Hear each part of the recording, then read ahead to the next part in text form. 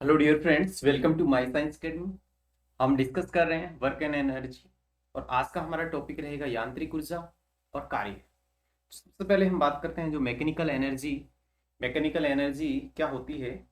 जो mechanical energy होती है वो गतिज ऊर्जा और स्थितिज ऊर्जा का सम्मिलित रूप होती है। यानी कि अगर हम गतिज ऊर्जा की बात करें, काइनेटिक एनर्जी की, तो वस्तुओं की गति के कारण जो ऊर्जा होती है वो होती है गतिज ऊर्जा। इसे हम कैसे व्यक्त करते हैं? ये होती है हाफ एम बी स्क्वायर। ज एम वस्तु का द्रव्यमान होता है और बी वस्तु का वेग होता है। अगर पोटेंशियल एनर्जी की बात करें तो ये होती है स्थितिज ऊर्जा। यानी वस्तु की स्थिति के कारण उसमें जो ऊर्जा उपस्थित होती है उसे हम स्थित ऊर्जा कहते हैं। ये होती है U equal to M G H. M वस्तु का द्रव्यमान है, जी गुरुत्वीय त्वरण है पृथ्वी का, एच 9.8 मीटर प्रति सेकंड स्क्वायर, और एच क्या है? वस्तु की ऊंचाई। जैसे किसी वस्तु को हम उठा रहे हैं किसी हाइट तक, तो वो वस्तु की ऊंचाई यानी कि उसमें कितना विस्थापन आया ऊपर की ओर। नेक्स्ट देखिए, किसी वस्तु की गतिज ऊर्जा बढ़ाने पर उसका वेग क्या होता है? बढ़ जाता है। एग्जाम्पल के लिए हम ले सकते हैं, जब तेज गति से चलती क्रिकेट की बॉल विकेट से टकराती है तो उस गतिज ऊर्जा के कारण विकेट दूर जाके गिरता है, क्योंकि गेंद में गतिज ऊर्जा है, वो उस विकेट को गतिज ऊर्जा में कन्वर्ट कर देती है। हथौड़े से कील पे मारा जाता है तो ये गतिज ऊर्जा कील में भी आ जाती है, जिससे सूर्य है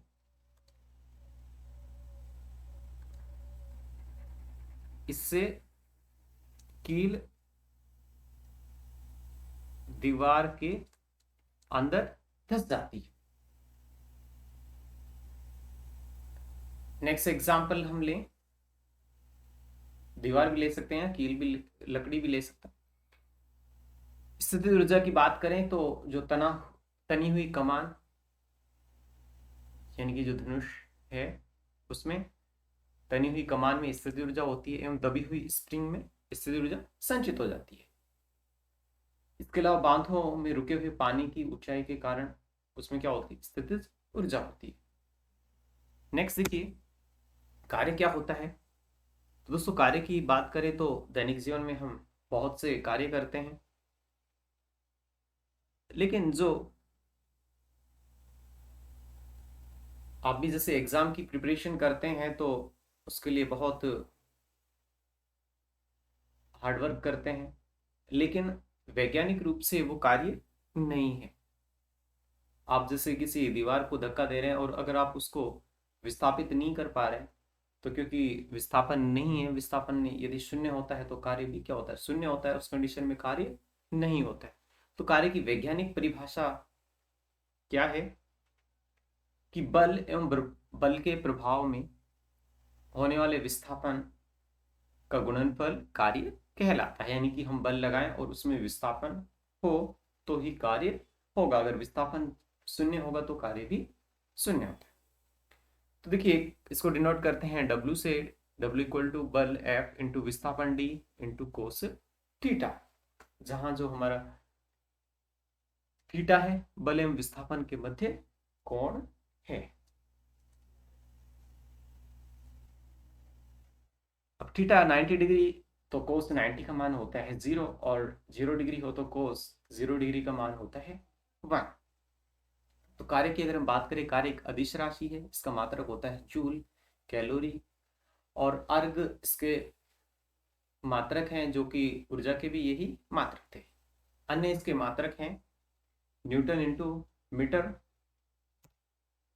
अब इसमें कुछ कंडीशन हम लेते हैं। यदि किसी वस्तु कोई व्यक्ति किसी वस्तु को लेके स्थिर खड़ा है तो उस कंडीशन में किया गया कार्य शून्य होगा। यानी कि एक जैसे व्यक्ति है, ये इसने अपने सर पे बक्सा रख रखा है।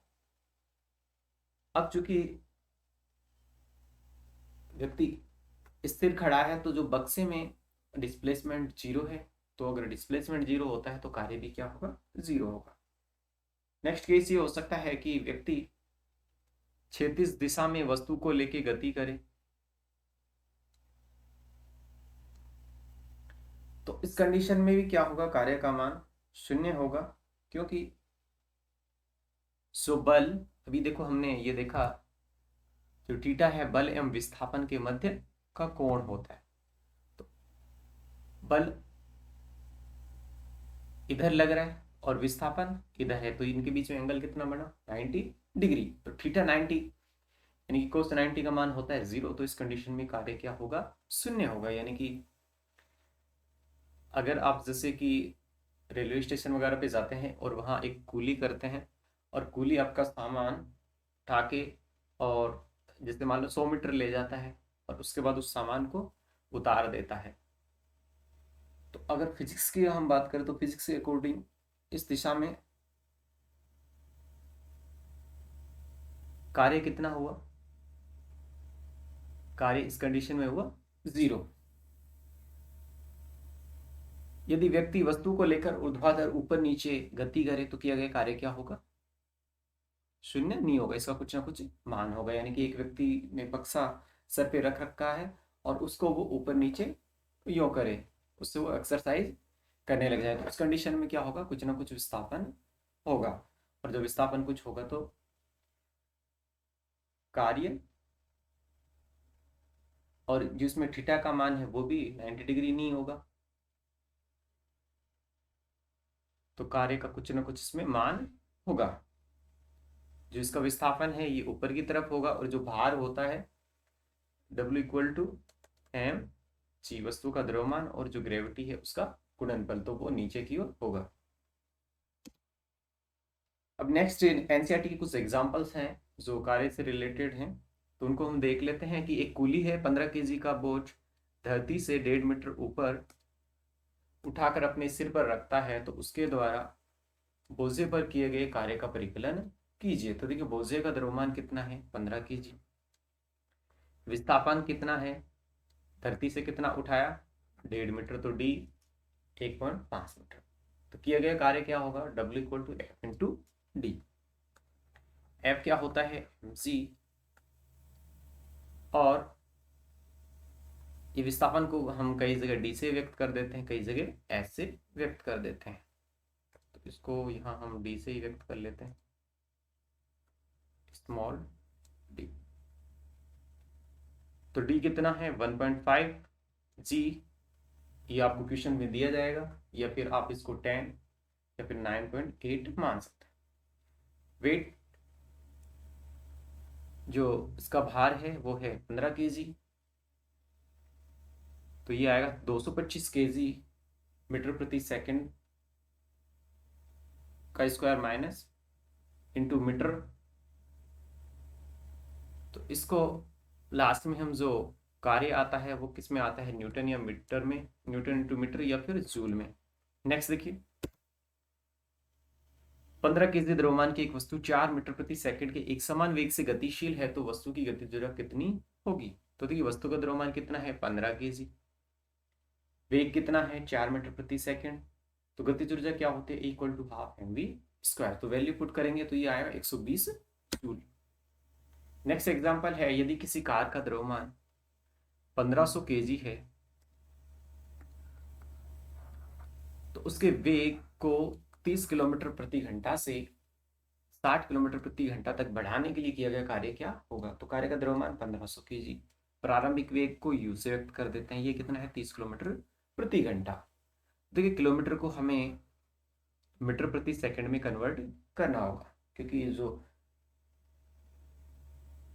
किलोमीटर पर आवर है, इस यूनिट को MKS यूनिट, जिसमें जो हमारी दूरी होती है मीटर में और समय सेकंड में होता है, तो इसलिए हमने इसको कन्वर्ट कर लिया किलोमीटर को मीटर में। तो इसके लिए हमें क्या करना पड़ेगा, 1000 अपॉन में 3600, या फिर हम इसे शॉर्टकट में याद रख सकते हैं 5 अपॉन में 18। 5 अपॉन 18 से इसको मल्टीप्लाई करेंगे तो ये आएगा 25/3, ये आ गया प्रारंभिक वेग। ऐसे जो कार का अंतिम वेग दे रखा है 60 किलोमीटर प्रति घंटा, तो इसको 5 अपॉन में 18 से मल्टीप्लाई करेंगे तो ये आ जाएगा 50/3 मीटर प्रति सेकंड। तो कार की प्रारंभिक गतिज ऊर्जा क्या होगी, हाफ mu स्क्वायर। तो इसकी वैल्यू पुट करते हैं तो ये आएगा 15 62 50/3 जूल। और कार की अंतिम गतिज ऊर्जा हाफ mv² होगी। तो अंतिम वेग कितना है 50/3, तो उसका स्क्वायर, तो ये आया kF इक्वल टू 62 50 0 0/3 जूल। तो किया गया कार्य गतिज ऊर्जा में परिवर्तन कितना हुआ kF माइनस KI का अंतर, यानी कि 15 62 50 जूल। नेक्स्ट देखिए, 10 केजी द्रव्यमान की एक वस्तु को धरती से 6 मीटर की ऊंचाई तक उठाया गया है। इस वस्तु में विद्यमान ऊर्जा का परिकलन कीजिए, जबकि जी का मान है 9.8 मीटर प्रति सेकेंड का स्क्वायर। तो वस्तु का द्रव्यमान 10 केजी, विस्थापन यानी कि कितना उठाया है धरती से, तो वो उसका विस्थापन या फिर ऊंचाई हो जाएगी 6 मीटर। जी की वैल्यू 9.8 मीटर प्रति सेकंड स्क्वायर दे रखी है। इससे जो होती है U equal to mgh put कर देंगे तो वैल्यू आएगी 588 जूल। नेक्स्ट है, 12 केजी द्रव्यमान की एक वस्तु को धरती से एक निश्चित ऊंचाई तक उठाया गया है। यदि वस्तु की स्थितिज ऊर्जा 480 जूल है तो वस्तु की धरती के सापेक्ष ऊंचाई ज्ञात कीजिए। यानी कि इसका द्रव्यमान दे रखा है और स्थितिज ऊर्जा दे रखी है, हमें h का मान ज्ञात करना है। तो इक्वल टू क्या होता है mgh, u का मान दे रखा है, m की वैल्यू, g की वैल्यू और h, तो h यहाँ से कैलकुलेट करेंगे तो 4 metre. Thanks for watching the video.